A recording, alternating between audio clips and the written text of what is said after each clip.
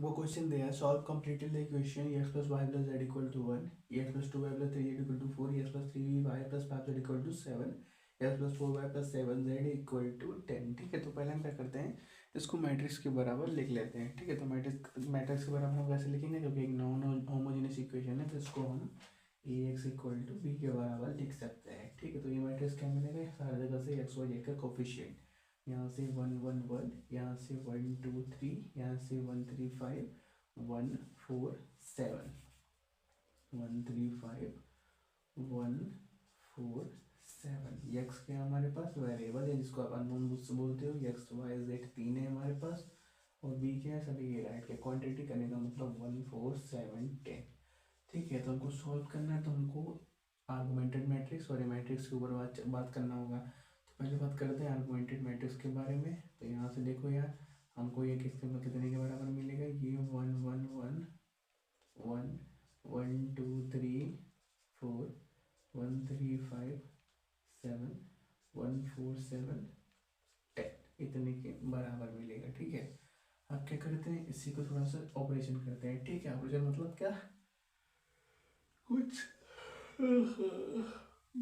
छोड़ो, इसी को क्या करते हैं, इस्लाम फॉर्म से कन्वर्ट करते हैं। ठीक है, तो देखो हमको क्या मिलेगा, पहला ऑपरेशन करते हैं, row two goes to row two minus row one, फिर क्या row three goes to row three minus row one, row four goes to row four minus row one. ठीक है, तो इसी के अंदर कर ले, चलो एक नया बना लेते हैं। ठीक है, हमको कितना मिलेगा, पहले में चेंजेस नहीं आने वाला, दूसरे में क्या होगा, 1 minus 1 0, 2 minus 1 1, 3 minus 1 2, 4 minus 1 3, row three minus row one, 1 minus 1 0, 3 minus 1 2, 5 minus 1 4, 7 minus 1 6, और row four minus row one, 1 minus 1 0, 4 minus 1 3, 7 minus 1 6, 7 minus 1 9। चलो इतना हो गया। अब क्या करते हैं, करो ऑपरेशन कर लेते हैं। ठीक है, कौन सा करें, ये जो हमारे पास रो फोर दिख रहा है उसको क्या करो, row four minus 3 times of row two कर लो। ठीक है, तो देखो होगा क्या, ये 6 है, ये 0 है, 0 है ना, 0 0 यहाँ पे फर्क नहीं पड़ेगा, 3 minus 3 into one 3, 3 minus 3 0, 6 2 into 3 6, 6 minus 6 0, 9 3 into 3 9, तो 9 माइनस 9 0। चलो ये 0 हो गया पूरा। अब बचा क्या, नीचे वाला 0 हो गया, 3 हमारे पास रो बचे हुए हैं। तो अब क्या करते हैं, अपने रो टू के अंदर भी कुछ ऑपरेशन करते हैं। ठीक है, करें, रो टू माइनस रो वन कर लें। चलो एक बार करके देखते हैं, रूट सॉरी सॉरी सॉरी, यहाँ पे 0 बना हुआ है ना, तो अब पहले के साथ किसी का ऑपरेशन नहीं होगा, क्योंकि पहले के साथ किसी का भी ऑपरेशन हुआ तो वो नॉन जीरो बन जाएगा। ठीक है, तो हम क्या करते हैं इसको, यहाँ पे 6 2 4 मल्टीपल, तो मल्टीपल ही तो है, तो क्या कर लो आप, जो रो टू है उसको row two minus two time sorry, जो हमारे पास रो थ्री है उसको क्या करो, row three minus 2 times of row two कर लो। ठीक है, तो देखो दिखेगा क्या आपको, यहाँ पे 0, यहाँ पे 2 माइनस 2 0, 4 माइनस 4 0, 6 माइनस 6 0 करने का मतलब ये भी पूरा कितना हो गया, 0 के बराबर हो गया। ठीक है, यहाँ पे कितना था, 2 4 6। चलो हल लिख देते हैं डायरेक्टली, 0 0 0 छोड़ो, बता ही दिया, ये 0 आ चुका है। तो देखो अब क्या कर सकते हैं, पहले के साथ दूसरे का ऑपरेशन तो करेंगे नहीं, तीसरा तीसरा चौथा पूरा 0 हो चुका है। ठीक है, तो यहाँ पे हमारे पास नंबर ऑफ नॉन जीरो रो कितने बचते हैं, 2 बचते हैं, तो इसका रैंक कितना मिल गया हमको, 2 के बराबर मिल गया। ठीक है, अब क्या करते हैं, ये 1 2 3 4 5 ऑपरेशन लगाते हैं ए मैट्रिक्स के ऊपर। ए मैट्रिक्स कितना है, 1 1 1 1 2 3 1 3 5 1 4 7। ठीक है, इसी के ऊपर ऑपरेशन लगाते हैं। तो देखो लास्ट में आपको कौन सा पोर्शन मिलेगा, यही वाला पोर्शन बचने वाला है। ठीक है, यही ना ये मैट्रिक्स का पार्ट है, ये ऑपरेशन आप सीक्वेंस से लगाओ तो लास्ट में यही बचेगा। ठीक है, तो देखो इसके अंदर हमारे पास कितने रो बचते हैं, नॉन जीरो, 1 2 बचते हैं, यहाँ पे 2 0 हो गया, ये तीसरा चौथा रो पूरा 0 हो गया, यहाँ पे क्या बच रहा है, 2 नॉन जीरो रो बच रहे हैं, तो ए का रैंक भी कितना मिल गया, 2 के बराबर। तो बोल देना obviously since sorry obviously the rank of A is also equal to 2। तो यहाँ पे ए का रैंक और आर्गुमेंटेड मैट्रिक्स का रैंक बराबर है, तो अब हमारे पास इक्वेशन कैसा हो गया, कंसिस्टेंट हो गया, मतलब सॉल्यूशन उसका मिलेगा, ये बात प्रूव हो गया।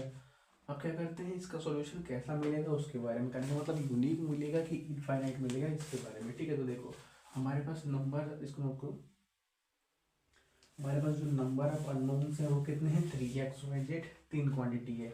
ये करेंगे कितना है, 2 के बराबर। करने का मतलब number of unknown, number of unknown जो क्या है, ग्रेटर देन है number of, sorry, rank of A से ज़्यादा है। ठीक है, सिंपली बोल दो, क्योंकि रैंक ऑफ ए 2 के बराबर आया है और ये 3 के बराबर है, तो हम क्या बोलेंगे, हमको क्या मिलेगा, इनफाइनाइट नंबर ऑफ सॉल्यूशन। तो बोलेंगे, हम बोलेंगे we get infinite number of solutions.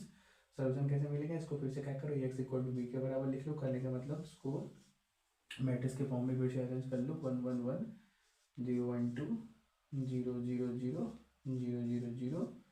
और क्या, एक्स क्या है हमारे पास, वेरिएबल एक्स वाई जेड, और क्या राइट में क्वांटिटी 1 3 0 0। ठीक है, अब क्या करो, बस मल्टीप्लाई करके फिर से इसको इक्वेशन के फॉर्म में बना लो।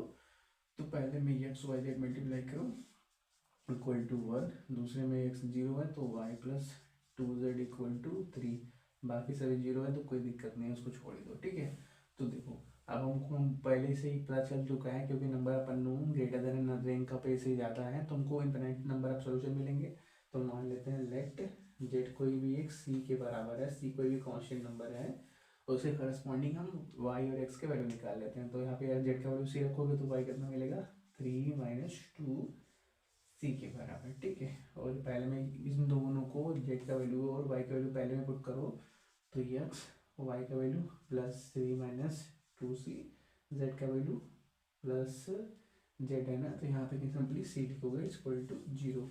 ये कितना मिलेगा, एक्स, सॉरी, प्लस सी लिखोगे ना, प्लस का साइन है, तो ये सिंपली जेड इक्वल टू सी के बराबर है ना, तो क्या मिल गया, एक्स +3, यहाँ पे 2c + t कितना हो गया, माइनस का c इक्वल टू 0। करने का मतलब एक्स का वैल्यू c - 3 के बराबर मिल गया। ठीक है, तो देखो हमको इनफाइनाइट नंबर ऑफ सॉल्यूशन भी मिल गया। सी करस्पॉन्डिंग सी का वैल्यू 1 लोगे तो उसके करस्पॉन्डिंग वाई का वैल्यू कुछ और आएगा, एक्स का वैल्यू कुछ और आएगा, जेड का वैल्यू कुछ और लोगे उसके करस्पॉन्डिंग वाई कुछ और आएगा, एक्स कुछ और आएगा। ठीक है, इसको नोट करो। छोटी सी बात एक नोट करो, यहाँ पे इक्वल टू 1 था ना, तो यहाँ पे इक्वल टू 1 लोगे तो आपको क्या मिल जाएगा, यहाँ पे एक्स इक्वल टू c - 2 मिल जाएगा। ठीक है, छोटी सी बात छूट गई थी, नोट कर लो।